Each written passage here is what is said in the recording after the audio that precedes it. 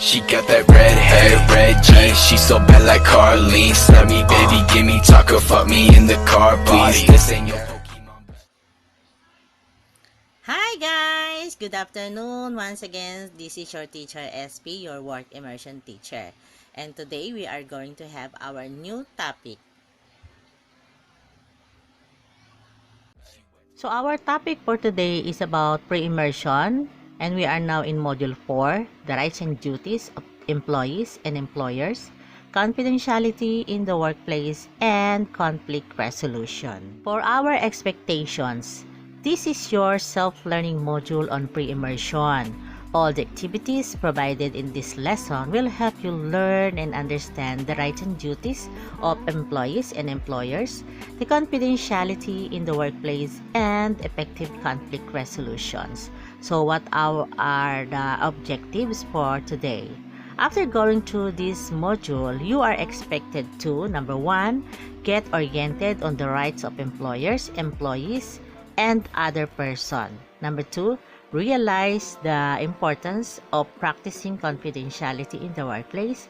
Number 3, practice confidentiality in the workplace or whatever it is necessary, and identify the techniques in solving and preventing conflicts. So before we go to our topic for today, answeran muna natin itong ating pre-test. So here is the directions.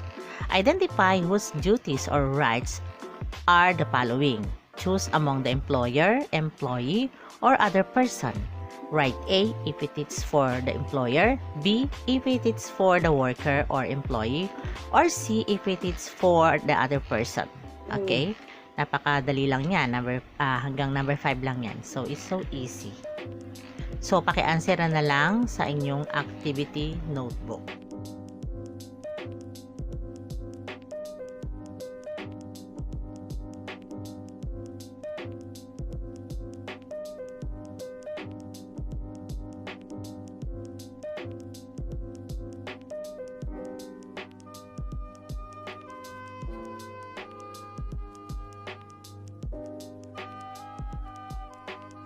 Now, let us now recap.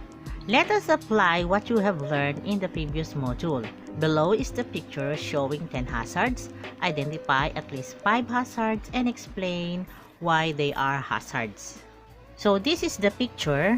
So, pakihanap nga dyan kung ano yung mga hazard at paki-explain why they are hazards. So, palinawan ito ng mata. So, kung napapansin ninyo, napakaraming hazard dyan sa picture na yan, ano? Pwede nyo siyang bilugan using pencil, and then pakilagay nyo siya to sa hazard and explain why they are hazards. Diba, kung sa pinag-aralan natin, meron tayong physical hazard, the physiological hazard, biological, and even ergonomic hazard. So, yun ang mga pagpipilian ninyo at ilalagay nyo sa hazard. So, siguro dyan, ma-explanation natin dyan, yung bakit ba siya naging hazard.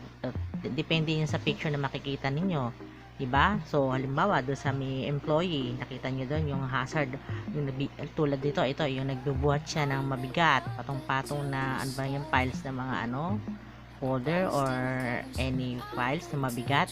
So pwede nyo dyan ilagay na poor posture or illnesses or disease, diba? Then yung yan, katulad yan sa picture na yan, ito yung yung file na yan naka-open, and then hinayaan lang siya naka-open. So yung improper work practice is one explanation for this hazard, and may consider din yan na physical hazard kasi.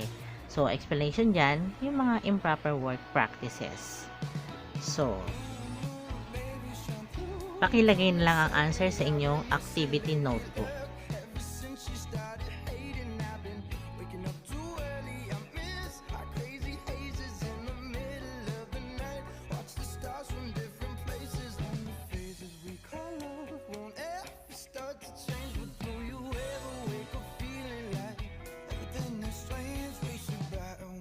Now, let us go to our lesson for today. And please guys, listen to this scenario. One of my nephews is a regular messenger from one of the law firms in Manila He uses a motorcycle in bringing the documents to the clients. One day, he got a road accident. He fell from the motorcycle, which caused him bruises and leg injury. Eventually, he was brought to the hospitals by the concerned citizens. Who do you think paid the hospital bills? So, sino kaya itong nagbayad sa kanyang hospital bills? Kasi, di ba, nag-aksidente siya. And then, during work pa yung nangyari. What about his absent or leave? Sino kaya yung bubayad? Do you think mayroon ditong pananagutan ang law firm na pinagtatrabahuhan niya? Yes, it is the law firm where he still works. The company paid all the hospital bills.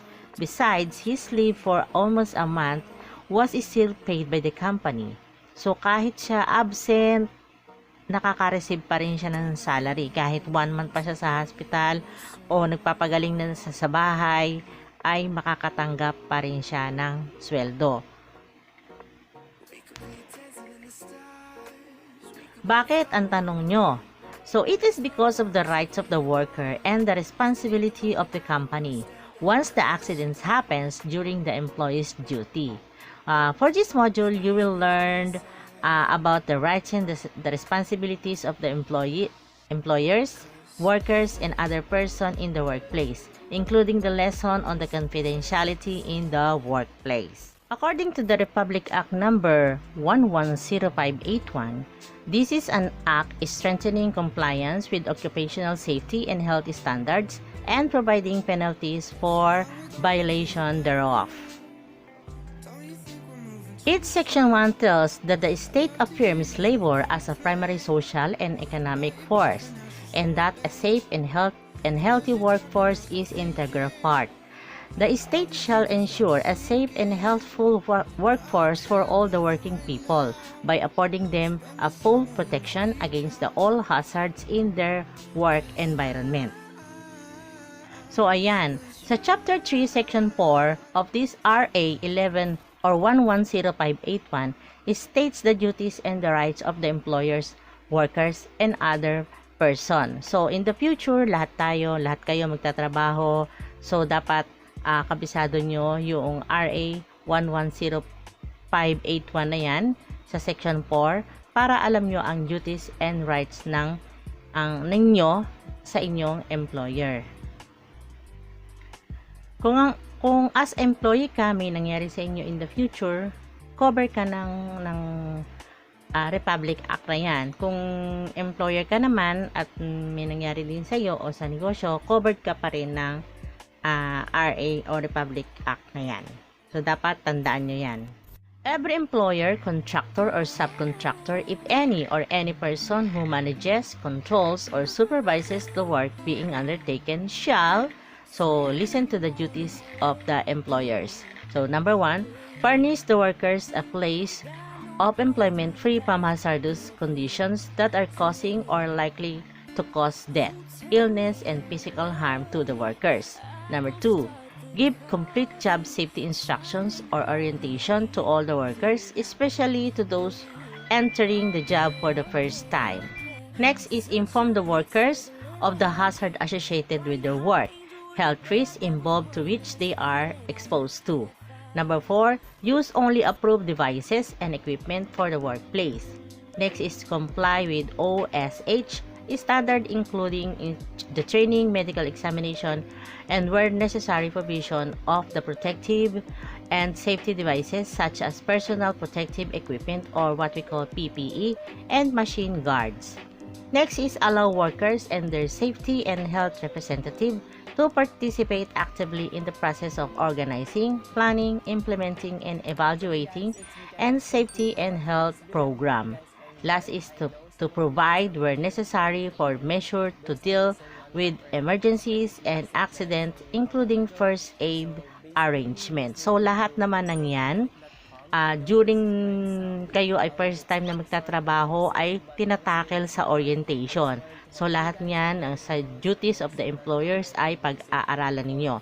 So dapat kung kayo magtatrabaho during first day, lagi naman yung orientation. Wag na wag kayong absent para lahat kayo ay alam.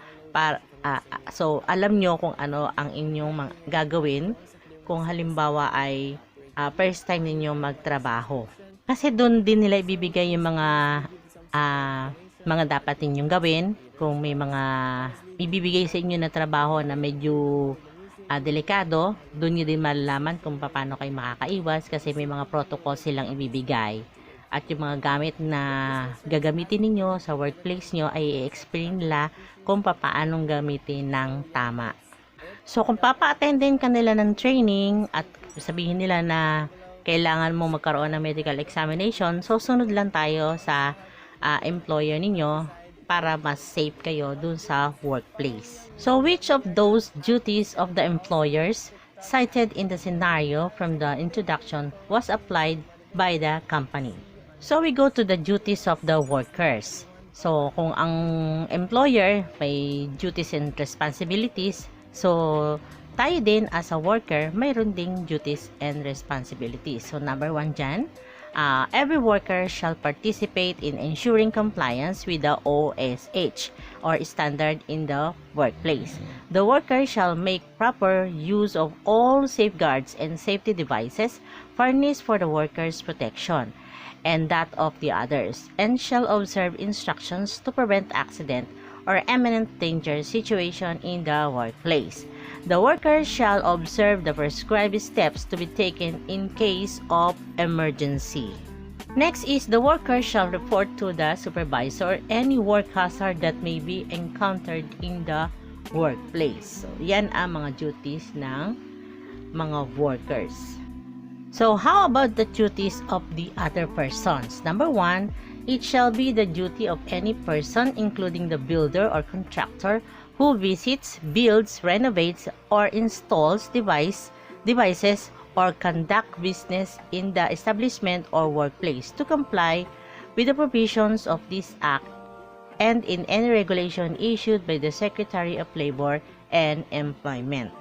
Next is whenever 2 or more undertakings are engaged in activities simultaneously in one workplace, it shall be the duty of all engaged to collaborate in the application of the OSH standard and regulations.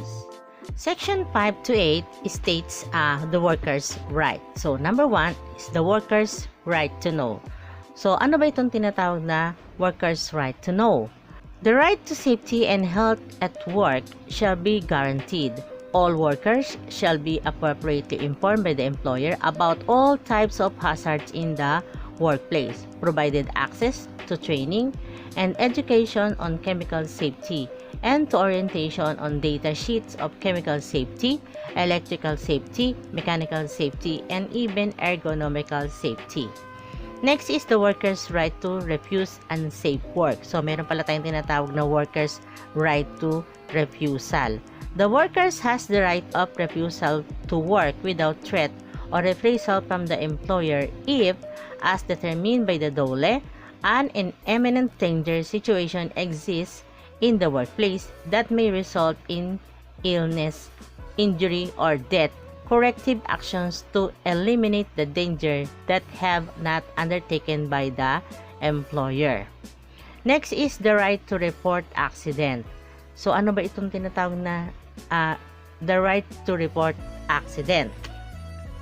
So, workers and their representatives shall have the right to report accidents, dangerous occurrences, and hazard to the employer, to the DOLE, and to the other concerned government agencies exercising jurisdiction as a competent authority in the specific industry or economic activity. Next is the worker's right to personal protective equipment or the PPE. So every employer, contractor, or subcontractor, if any, shall provide his workers free of charge protective equipment for their eyes, face, hands, and feet, and lifeline, safety belt or harness, gas or dust respiratory or mask, and protective shields whenever necessary by reason of the hazardous work process or environment, chemical, radiological, mechanical, and other irritants or hazard capable of causing injury or impairment in any part of the body through absorptions, inhalations, or personal contact. All PPE shall be of the appropriate type and tested and approved by the DOLE based on its standards. So, meaning to say, kung tayo ay nagtatrabaho, the employer have to provide us the PPE kung inaakala mo at alam naman nila yan na yung gagawin mo ay napaka-hazardous naman, di ba? So, halimbawa, pumapasok ka sa isang chemical room. So, dapat meron kang protective gear para sa sarili mo para hindi mo ma-inhale kung ano man na mga radiation doon sa papasukan mong room. And it is free of charge. So, free lang. Bibigay lang sa inyo para sa inyong kaligtasan. So, employers has to follow the protocols para mabigyan sila ng lisensya sa kanilang kumpanya. Otherwise, baka mapasara sila kung ang employee nila ay malalagay sa panganib. Kaya nga, napakahigpit nila dyan. Hindi ka papapasukin dun pa lang sa gate kung hindi mo dala yung mga protective gear mo. Diba? Kung halimbawa, kumpleto ka naman, then makakapagtrabaho ka na. Dahil alam nila mismo na sila ay hindi i-allow na mag-open ng company nila kung ang kanilang mga employee ay hindi nila binibigyan ng protective gear or what we call PPE. Lalo na yung mga nagtatrabaho sa mga gas company, yung mga pintura, mga ganyan, yung may mga masisinding amoy na mga chemicals, yung ganyan. So, kailangan i-provide ka nila at right mo yun na magkaroon ka ng ganon PPE. Besides knowing the rights and duties of employers, employees, and other person, you, who may be the one of them soon, need to learn what confidentiality in the workplace is. In some instances, confidentiality refers to not discussing internal going on with co-workers. In other instances, it refers to not sharing trade secrets and other company information with competitors and press or anyone outside your company. Confidentiality has both casual and legal definition. So, pag na-hire ka sa isang kumpanya, pipirma ka ng kontrata dyan. So, nakalagay doon na kung mayroong mga trade secret, hindi mo siya dapat na, of course, ikikwento sa iba or sa ibang kumpanya kung saan yung kalaban nila ay magkakaroon ng pagkakataon na malaman yung sikreto ng kumpanya dahil kalaban nila yun di ba? So, it's a top secret. So, that's why once na ma-hire ka, pipirma ka ng kontrata at nakasaad doon na isa doon ay confidentiality. So, for the casual definition of confidentiality, if you repeat confidential statement made by coworkers, even if the original source doesn't hear you about your gossip, the people you tell might lose respect to you or for you and no longer trust you. If you gossip with the customers, they might tell your competitors, who will be the less likely to hire you in the future. So, daldal mo kasi, hindi mo napigil ang sarili mo. So, daldal dito, daldal doon. So, narinig na yun ang ina-applyan mo. So, do you think i-hire ka pa nila? So, hindi na, di ba? Iisipin nila na hindi ka hindi ka karapat-dapat i-hire kasi baka in the near future ma-pirate pa yung product ng company nila. So, because of you, dahil hindi ka marunong mag-keep ng confidential things or top secret ang mga kumpanya, so it's impossible na i-hire ka. So, hindi mo pwedeng ikatwira na hindi mo sinasadya, hindi mo alam. Dahil in the first place, bago ka pipirma ka ng kontrata sa isang kumpanya, dapat alam mo yon. Confidentiality number 1 yan. So, examples of breaking casual or confidential communications are number 1, repeating a coworker's opinion of his boss. So, di ba, ang pangit naman nun. Next is revealing the fact that the peer is interviewing with another company. So, sobrang hindi na maganda yung nangyayari. Number 3 is forwarding a a confidential email from one employee to another. So, nakikipag-connive ka pa dun sa coworker mo, nag-i-email kayo, and then ibinibenta nyo na pala yung top or trade secret ng company. So, hindi yan maganda. Next is sharing information. You overheard others discussing or passing around a document you found that wasn't intended for others, diba? Minsan kasi sa table ng boss, ang may limited area ka lang na doon ka, kaya nga naka cubicle sila hindi ka pwedeng basta-basta papasok doon. Kasi may mga confidential doon na mga documents na hindi pwedeng, alam mo yun, hindi pwedeng ma-reveal o kaya hindi siya pang lahat, sa pambossing lang, ganyan, o boss tapos secretary, ganun lang nagkakaalaman. So, hindi siya sa lahat. So, dapat ma-avoid nyo yan kung kayo ay magiging employee in the future or magiging trainee. O kaya nga dapat kayo mag-undergo ng immersion sana, dahil dapat yung malaman kasi kung ano ba yung ginagawa ng isang employee in the real world. So, dahil tayo ay home base, so dinidiscuss na lang natin ito para pagka nagkaroon na tayo ng face-to-face o kaya ay kayo ay magkatrabaho na in the near future, ay alam nyo na ang mga dapat nyong malaman. And now for the legal definition of confidentiality. So, dapat natin pag-aralan yan because once you become the employee or worker, you may have the access to the information for your company dahil malaman mo na kung gaano ba yung pinapasahod nila, ano ba yung mga binibigay nilang perks sa kanilang employee, yung sino-sino ba yung mga kliyente ng kumpanya nila. Doon nga, yun nga sa pinapasukan mo, malalaman mo na kasi kung i-hire ka nila, di ba? Makikita mo kasi yung pinakalistahan.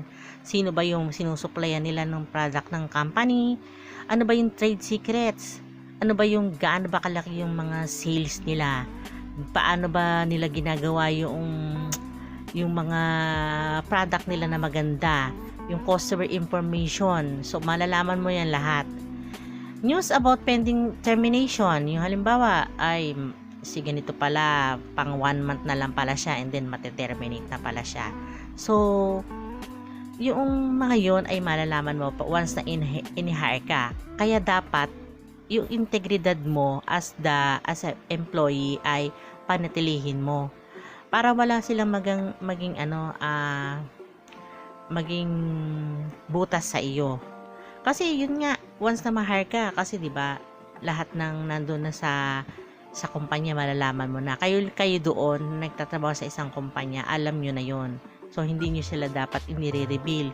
Even sa kaibigan nyo na nagtatrabaho sa isang kumpanya. Diba? So, kasi doon, alam nyo na yung sikreto, pati yung si ganito pala, na tanggal sa trabaho kasi ganito pala siya. And then, yung mga kumpanya kasi, may mga phone codes yan o computer passwords. So, bakit nagkakaroon ng computer password at nilalagyan ng mga code pati phone? Kasi 'di ba mga sikreto nga. So, na hindi dapat nire-reveal na kahit sinong employee. So, yun ay alam lang ng secretary o kaya yung mga personalidad sa isang kumpanya.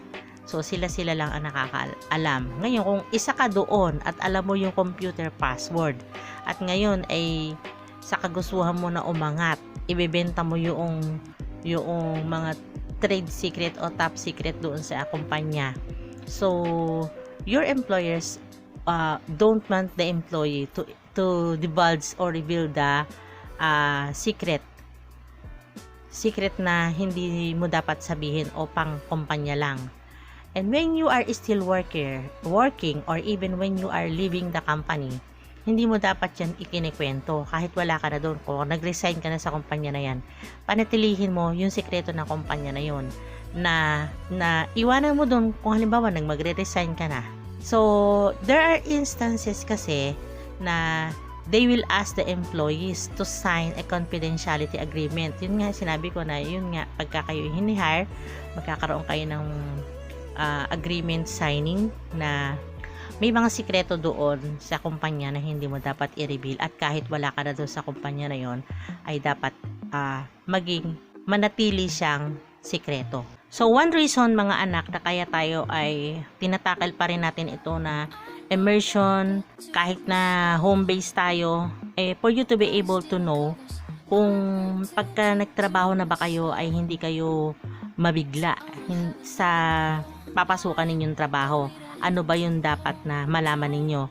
Although, doon sa orientation ng company, kung kayo ay i-hire, ipapaalam din naman sa inyo ng HR o kaya kung sino mag-orient sa inyo doon, meron na kayo na, kumbaga, na-inputan na kayo, kumbaga, ng mga information regarding the confidentiality of the company, at ang inyong integridad ay mapanatili ninyong maganda.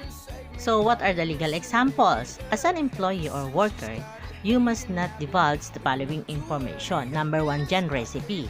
Kung nagtatrabaho ka sa isang hotel or restaurant, top secret talaga ang mga recipes. Hindi siya nire-reveal. So, kung hinihire ka at nagtatrabaho ka doon, nakakapagtrabaho ka na doon, so malalaman mo na kung ano yung recipe ng ganito, cakes and mga pastries, ganyan, yung mga menu doon, alam mo na. So, dapat sikreto yan, hindi yan ikinakalat sa iba, kasi lalo na kung kalaban nila kumpanya yon. Then research, kung tatrabaho ka sa isang research company, hindi yan inire-reveal kung kanino, kasi sa tagal ba naman ng pagre-research at kung ano-anong ginagawa para magkaroon sila ng isang firm na pag-aaral, in the end sasabihin mo lang pala kung ano yung resulta, di ba? So hindi mo dapat yan nire-reveal kung kanino. Kung nagtatrabaho ka na sa kumpanya ng isang research company, secret is a secret, ganyan. So also the patents, kung halimbawa yung patents ng product ng isang kumpanya, hindi mo siya i-reveal doon. Halimbawa sasabihin mo sa kaibigan mo, ay yung palang trade name nila ganito pala, hindi pa pala naka register doon sa SEC. Pero gusto pala nung kaibigan mo yung pangalan din nung kumpanya nila ay kamukha ng pangalan ng product niya.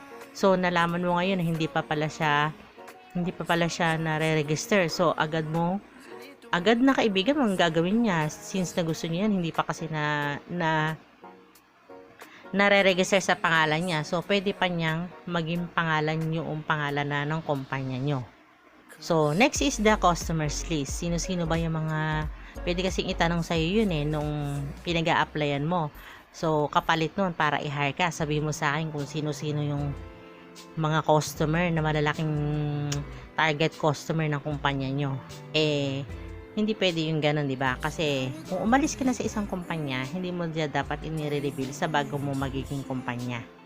So the production processes, so halimbawa yung paggawa ng mga malalaking produkto, ganyan, may mga proseso dyan.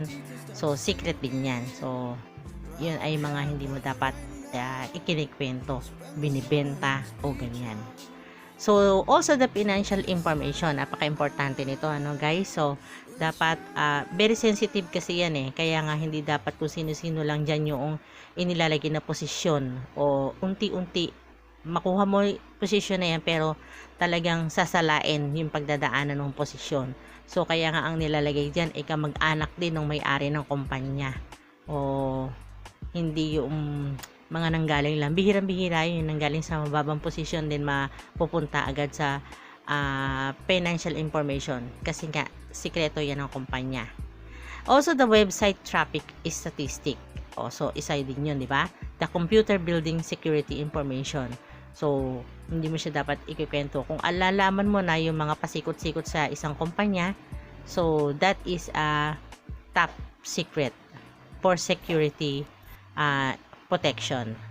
So companies that collect data on customers cannot share this information with other companies unless it informs customer in advance, such as when businesses shared email lists or personal information is confidential, and information in an employee's file, such as social security number, the salary, the health records, the disciplinary actions, and termination reason that can't be discussed with other employees. So, isa pa rin itong reason na kaya tayo nag-aaral ng ganito para alam nyo rin ang gagawin ninyo once na kayo may-in sa isang kumpanya na huwag yung gagawin yung ganyan, di ba? So, do not divulge kung ano yung mga information ng kumpanya. Pangit kasi yon. So, dapat alam nyo yan at yun nga, isa pa rin na makakapag-firm ng inyong integrity ay yung kayo ay mapagkakatiwalaan sa loob at sa labas ng kumpanya. Divulging inside information can damage your former employer, allowing them to sue you to recover those damages. So, avoid revealing the confidential information to anybody. Kasi, di ba, pwede pala kayong mademanda dahil lang sa kadaldalan nyo. Kaya nga ngayon, sa panahon ngayon pagka madaldal ka, nadidemanda ka kadalasan Kasi nakakasira ka ng reputasyon ng ibang tao o kaya nireveal mo yung sekreto do sa ibang tao. So, pwede kang mademanda. Kadema-demanda kasi yung ginawa mo. So, dapat iwasan natin yung ganun. Kaya nga natin inaaral to para pagdating nyo sa kumpanya, hindi nyo na yan gawin. So, what is the Data Privacy Act of the Philippines? The Data Privacy Act or the Republic Act number 10173 was passed by the Philippines Congress in 2012 and finally implemented 5 years later in 2016. Republic Act 10173 assures the free flow of information to promote innovation and growth. Republic Act number 10173 Chapter 1, Section 2, while protecting the user's fundamental right to privacy. So, paano ba ito na i-implement? So, the Republic Act 10170 protects and maintains the right of customers to confidentiality by setting a legal list of rules for companies to regulate the collection, handling, and disposal of all personal information. Companies legally responsible for keeping their customers' data protected from third parties or any form of misuse internally or externally. So, what is personal information? Personal information refers to any information, whether recorded or in any material form or not, from which the identity of an individual is apparent or can be reasonably and directly ascertained by the entity holding the information, or when put together with other information would directly and certainly identify an individual. Yun nga yung tinatawag na Republic Act number 10170, Chapter 1, Section 3.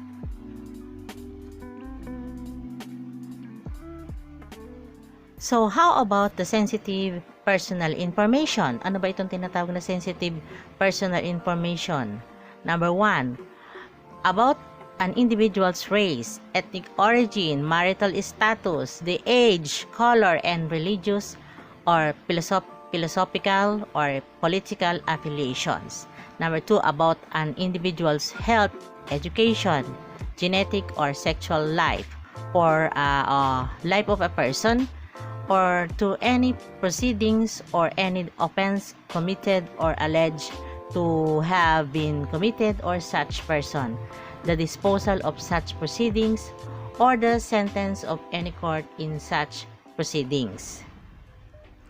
Next is the issued by government agencies peculiar to an individual who includes but not limited to the social security numbers, previous or the CM rent health records, the licenses or its denials, suspensions or revocation, and tax returns. So alam nyo sa ibang bansa, ikaw lang talaga ang nakakaalam ng mga security numbers and codes mo. Yung kasi hindi isinishare. Bawal sa kanila na i-share yon kahit sa asawa mo. Kaya nga doon sa ibang bansa, bawal na bawal mong ipaalam talaga kapag binigyan ka ng security number, ikaw lang talaga ang nakakaalam doon. Hindi siya isineshare even sa asawa mo, sa anak mo, o sa kapamilya mo. So, lahat yan ay example ng sensitive personal information. So, dapat alam nyo yan para hindi kayo mabigla pagpasok nyo sa mga industry na yan pala ay mga sensitibong impormasyon na hindi mo basta-basta tatanungin lang basta na, hoy, ano ba yung marital status mo? Yung ganyan mo, di ba?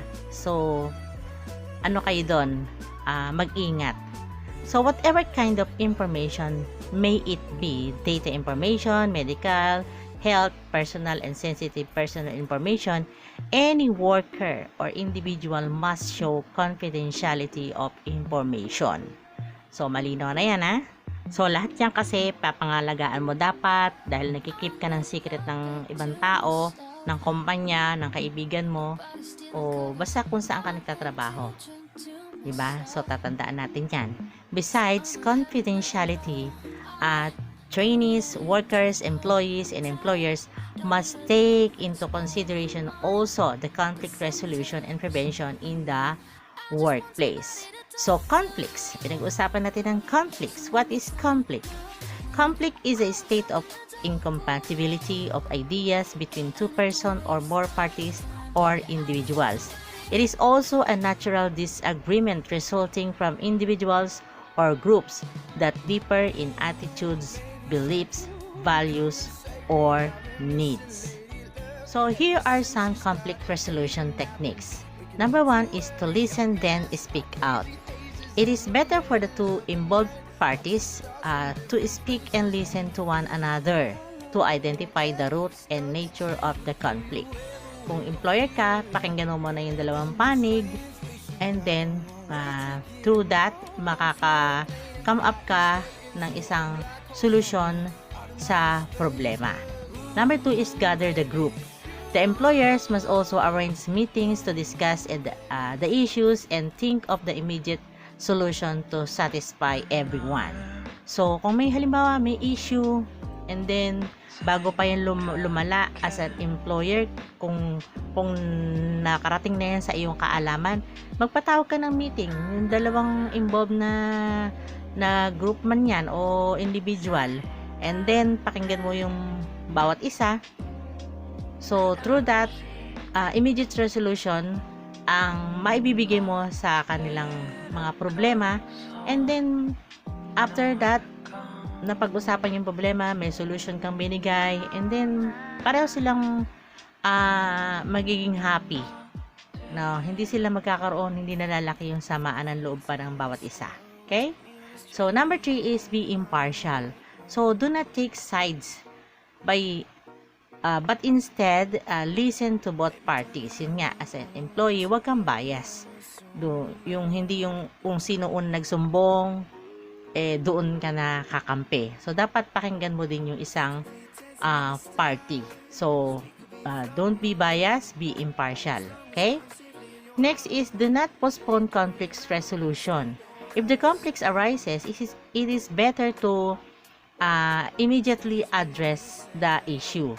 Postponing it may affect anyone's performance, and conflict might be aggravated by the others. As soon as nalaman mo na yung conflicts ng bawat grupo or dalawang individual, solusyonan mo na yan, wag mo nang patagalin kasi naaapektuhan yung performance ng bawat isa. So, kung employer ka, hindi mo na siya gustong patagalin. Bakit?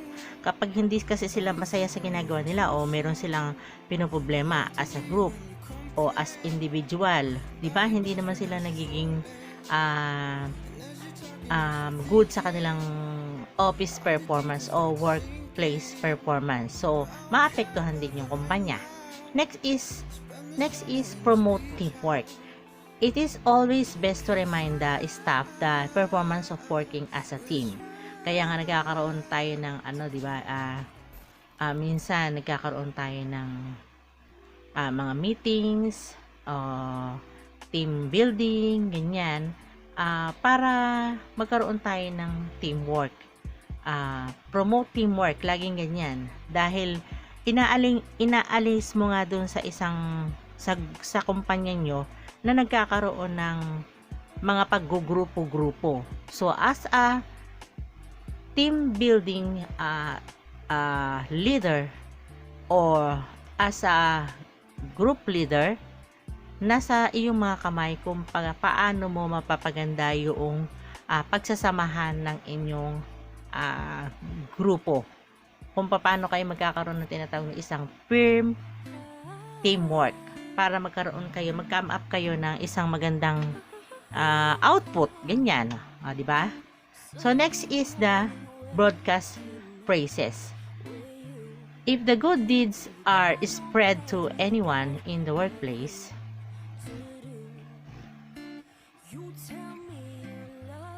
this makes everyone motivated and encouraged to do the same. So, halimbawa, nakita mo naman talaga na maganda yung ginawa ng mga employee, yung employee ng isang kumpanya. So, ano ba naman yun? Hindi naman kabawasan sa kita ng kumpanya na purihin mo siya, ganyan, di ba?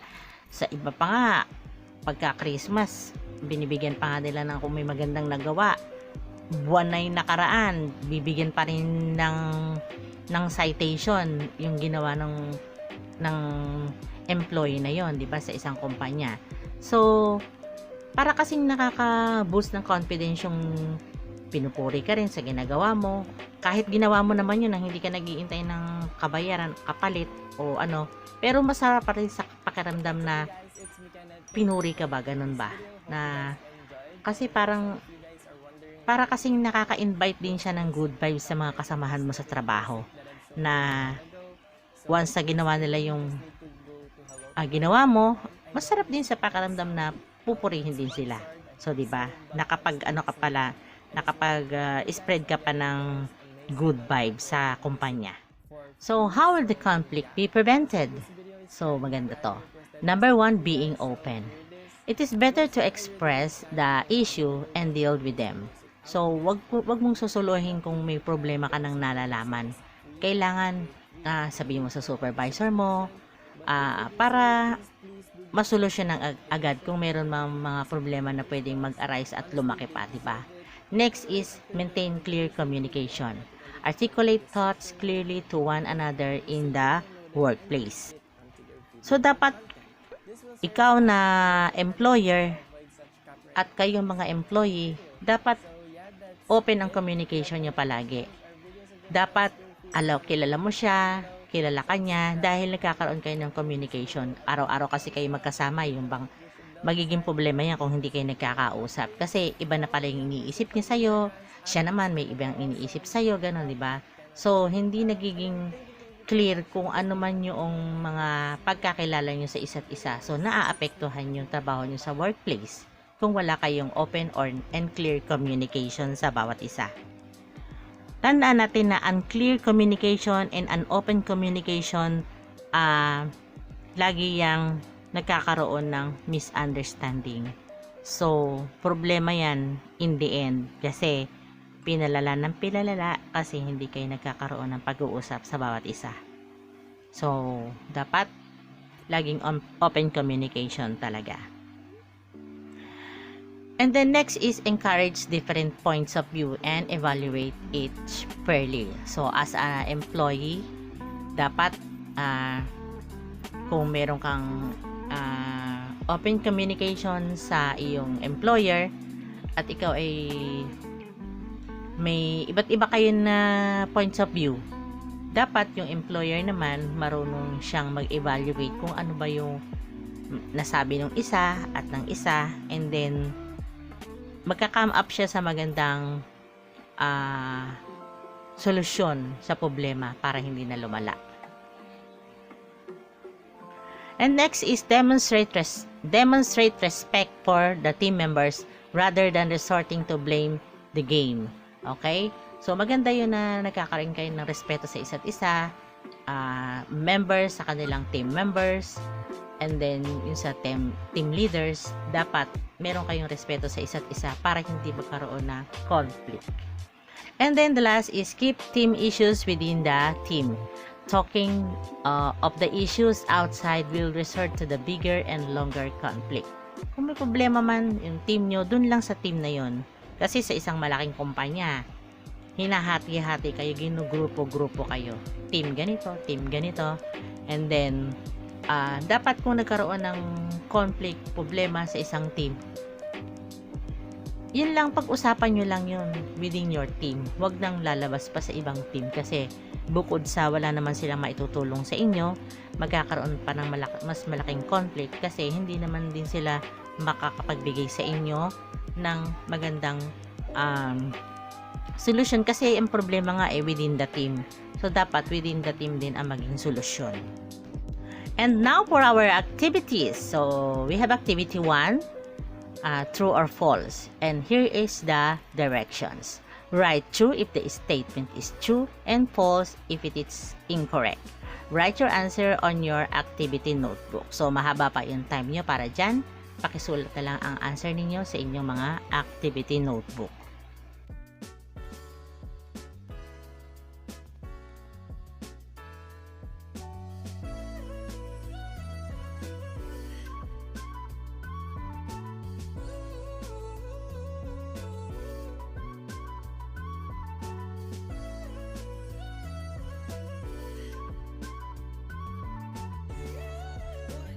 And also, the activity 2, which is my actions. So, a-answeran nyo rin yan sa inyong activity notebook, of course. And here is the directions. Read the following situation and answer the questions that follow. Write your answer on your activity notebook. I like the bed to myself. Nobody stealing covers. I like to drink to myself. So I'ma have another no. I don't need a hand to hold tight. Don't need a love that's all mine. Another one is the activity 3, which you need to answer. This is past and future. And here is the situation in letter A. You have probably experienced having a conflict with a classmate in your school, a conflict with your siblings, at home, or your friend, groupmate, or teammate. Share your experience in these in 1 or 2 paragraphs. Content may include the root of the conflict, span of time of your conflict lasted, and how you resolve it. Write your paragraphs on your activity notebook. Situation letter B. If you are given a chance to be a team leader of a certain organization, how will you maintain harmony in the organization? What rules will you implemented? Enumerate them together with their importance or reasons why.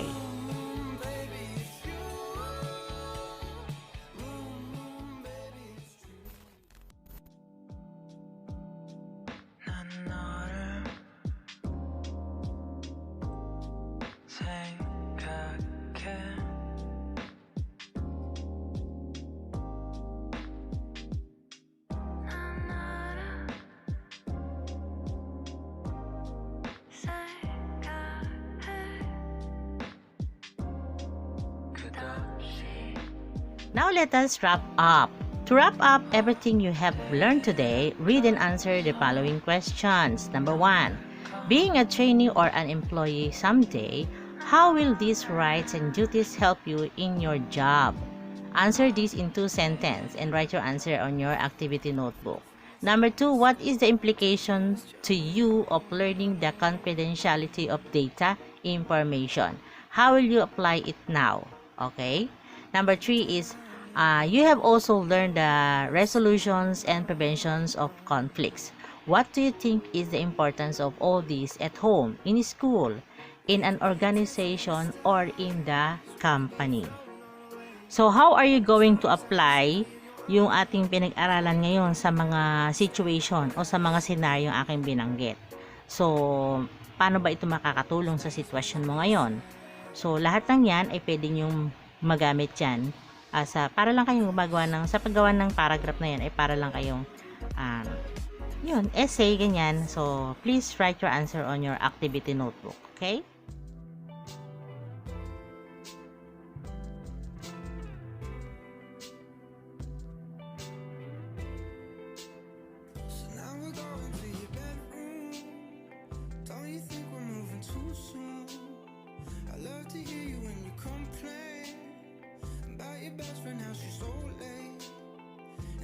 talking, now start thinking.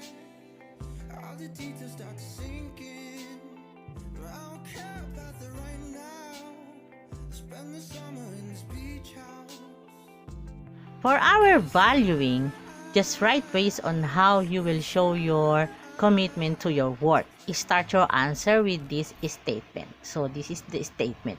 I will demonstrate 100% commitment to my work as a trainee or as an employee by, and then ano nyo lang yan, duktungan nyo lang yung statement na yan. Please answer this on your activity notebook, okay? So lots of time to answer those activities, guys. Alam kong kayang-kaya nyo yan.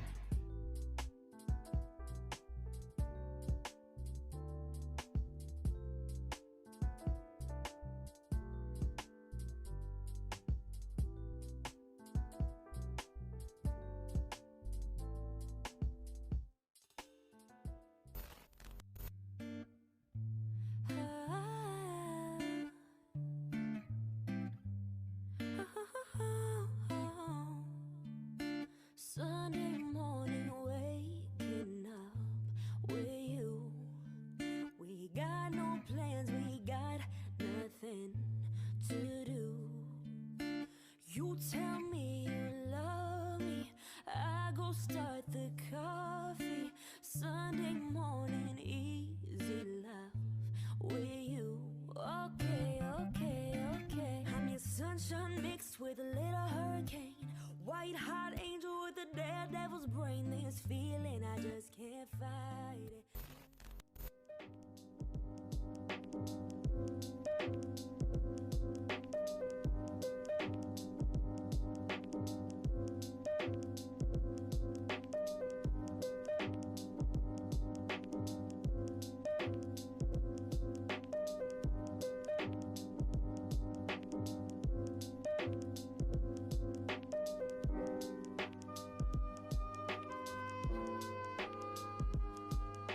What's up, you guys? It's me, Kenneth. Thank you for watching this video. Hope you guys enjoyed. I know some of you guys are wondering how you could download those amazing non-copyrighted aesthetic music that I've shown you a while ago. So basically, So again, that's all for today. I hope marami kayong natutunan at i-apply niyan sa inyong mga buhay bilang mga estudyante. At na umaasa ako na yan ay makapagbibigay sa inyo ng kaalaman upang makatulong sa inyo habang kayo ay nasa home-based work immersion. So, good luck! See you on our next module, guys. God bless! Bye-bye! She got that red hair, red jeans. She so bad like Carlene. Slam me, baby, give me taco, fuck me in the car, please. This ain't your